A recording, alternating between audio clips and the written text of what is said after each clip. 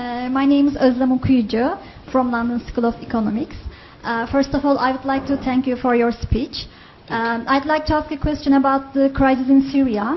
I'm from Turkey, and as everybody knows, Turkey is hosting nearly 2,500,000 Syrian refugees.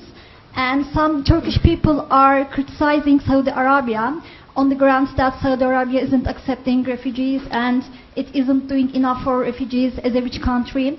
And as you said, there is a responsibility. You said that Saudi Arabia has a responsibility in terms of it's the center for Islam.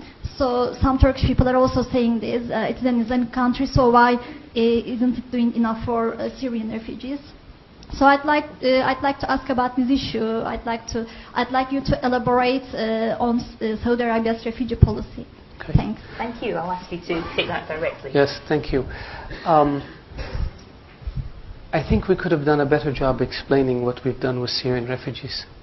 Saudi Arabia has issued more than 2.5 million visas to Syrian refugees since the crisis began. We put out a statement. Nobody noticed it. 2.5 million came to Saudi Arabia. I think 600,000 or 700,000 still remain in Saudi Arabia.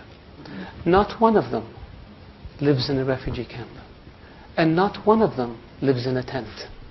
Because the custodian of the two holy mosques ordered that all Syrians who come to Saudi Arabia be provided residency permits so they can send their kids to school, so they can have access to medical care, and they can have access to social security, and they can get a job. We don't have one Syrian. Of all the Syrians who came to Saudi Arabia, 2.4 million, not one of them lives in a tent. And the same thing we did with Yemenis. Since the war in Yemen began, almost 1 million Yemenis came to Saudi Arabia as refugees. And the same policy was applied to Yemenis.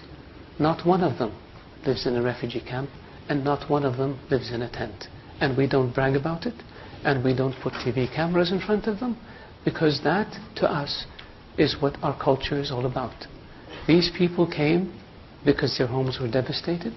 They came seeking refuge and shelter and safety in Saudi Arabia, and we provided for them in a way that is dignified, in a way that doesn't humiliate them, in a way that allows them and their children to lead as normal a life as possible given the circumstances. So I really appreciate the question, so I can educate the audience about our refugee policy. Thank you. Thank you very much.